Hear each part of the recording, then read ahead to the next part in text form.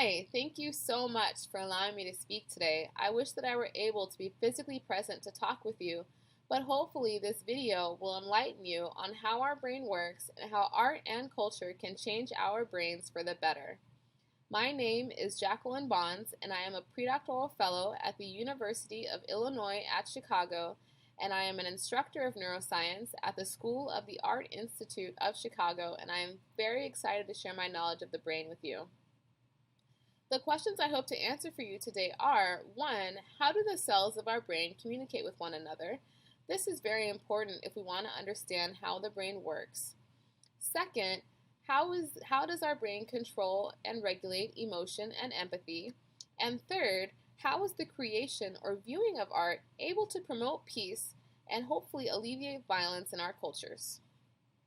Now, an important thing to remember is that our brains are the last organ to develop after birth, and also that it develops from the bottom up or the inside out. What I mean to say by this is that the most important parts of our brain develop first, those that are involved with regulating our automatic functions such as heart rate, respiratory rate, vascular tone, and digestion. In other words, the functions that we wouldn't cognitively think about. Then, after these parts have successfully developed, we're able to move on to the more complex and plastic or modifiable parts of our brains that are involved with forming our personalities, our decision making, and our emotions. Once we are born, our brains are waiting for experiences to develop. We're like sponges, soaking up all the information the world has to offer us. And what we experience has a lot to do with the culture in which we are raised and the environment to which we are exposed. I hope to convince you by the end of this talk that exposure to art and culture can physically change our brains. And more importantly, I hope to convince you that the creation and exposure to art can, at least in part, help to rehabilitate violent offenders and give voice to the parts of ourselves that we cannot communicate with words. So let's start with what our brains are made of. Our brains are composed of millions of cells that function to reconstruct the reality that we live in. And it does this through the input of information from all of our sensory systems such as vision, hearing, touch, smell, and taste. The main and most important cell of the brain is the neuron. The neuron is a seemingly simple yet very complex cell, and each neuron is connected to another neuron through a structure called a synapse. These synapses far outnumber any other cell type or structure that we have in the brain and are therefore very important in how our brains function. Now, the most interesting fact about neurons and their synapses is that they are plastic. And what I mean to say by this is that they're able to change throughout our lifetime, not just when we were young. Our brains can physically change. This is a process known as neuroplasticity. So how do these cells communicate with one another? Well, without going into too much detail, our neurons communicate with one another using small chemicals known as neurotransmitters. These neurotransmitters act as messengers between one cell and the next. And an interesting fact about these neurotransmitters is that they are generally localized to a specific area of the brain and are responsible for determining how we respond to our environment and our experiences. For instance, when we experience pleasure, we are experiencing the release of dopamine. Dopamine is one of the strongest neurotransmitters of the brain because it can quite literally direct, regulate, and control our behaviors. In every action we take, it is our brain's hope that it will increase the amount of dopamine in our synapses, thereby giving rise to pleasure and reward. There are more neurons that produce dopamine than any other type of modulatory or regulatory neurotransmitter in the brain. Now, there are two areas of the brain that produce dopamine, but the one we are most interested in today is the ventral tegmental area. This area is important because it sends projections to several other areas of the brain involved with motivation and reward, such as the hippocampus, the part of our brain responsible for learning and memory, the amygdala, the part of our brain that processes emotion and fear, and the prefrontal cortex, the part of our brain that forms our personalities and our decision making. There are two other neurotransmitters that are very important when we're talking about the experience of pleasure, and these are oxytocin and vasopressin. These two neurotransmitters work in concert with one another and are important for mating and parental behavior, but more generally, they're important for social cognition, social behavior, and our ability to read the minds and intentions of others. Both oxytocin and vasopressin are made within a structure of the brain called the hypothalamus. Oxytocin and vasopressin enhance a person's social interactions by increasing relaxation, trust, empathy, and altruism. When given to people or released in our brains, it greatly reduces the activation of the amygdala, the part of our brain that processes fear. It also appears to enhance positive communication by decreasing the amount of stress hormones in our brains.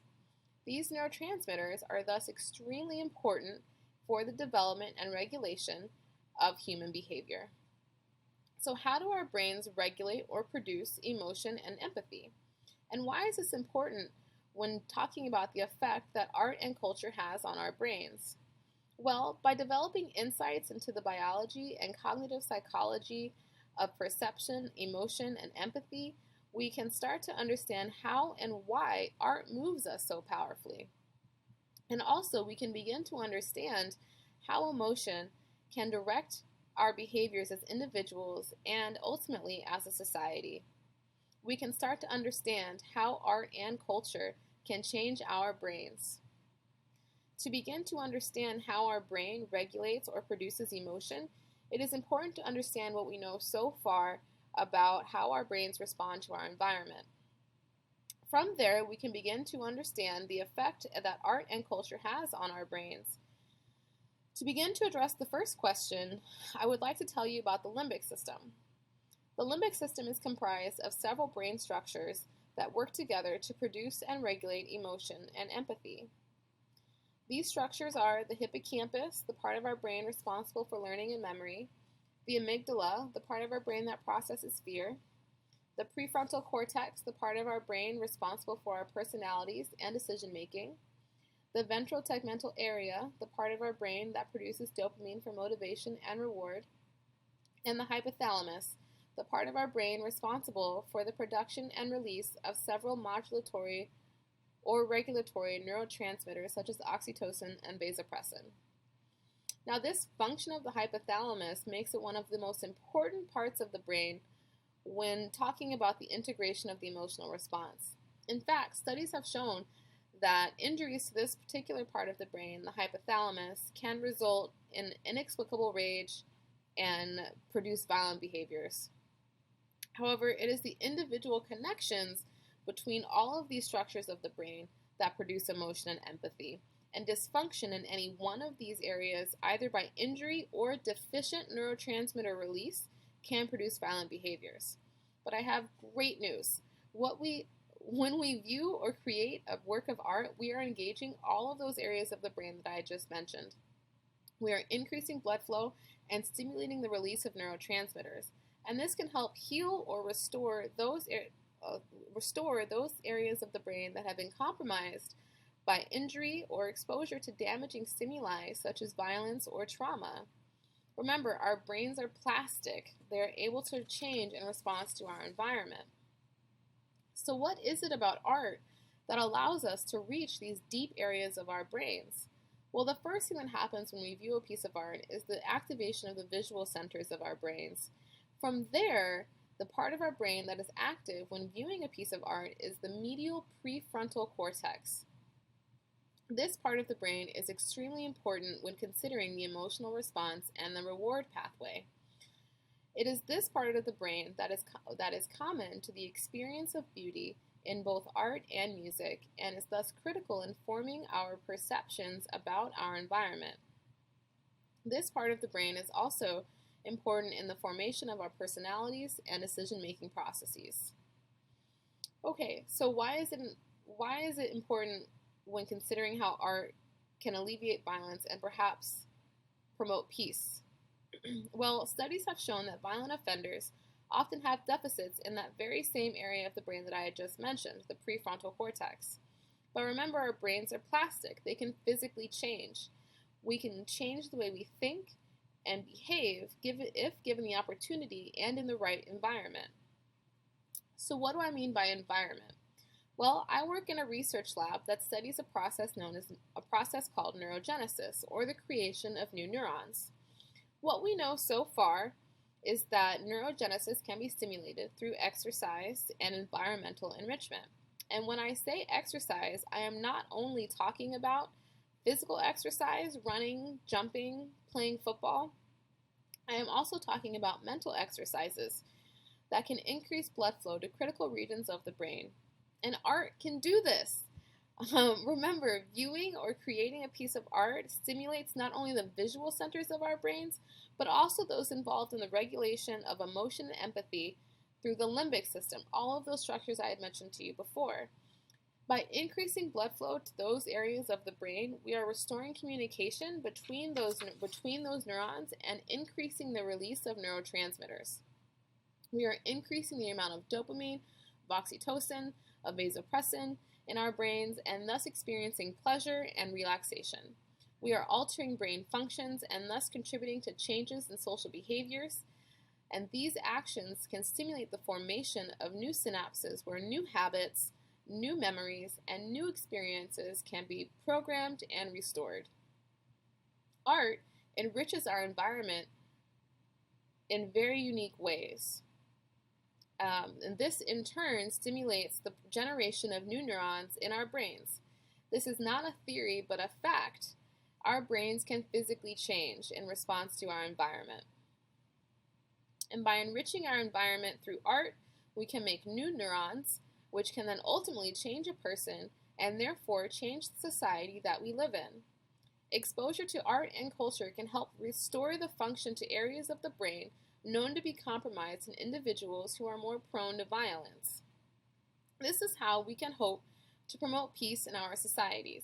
We must make our environment rich with things we can see, touch, and hear. All of these things will act on our brains to physically change it for the better, and thereby making it easier for us to communicate with one another, to trust one another, and to be more empathetic, and ultimately make our experiences in different environments and cultures more pleasurable. Thank you so much for your attention, and I hope to answer any and all questions you may have about the impact of art and culture in our brains. Thank you.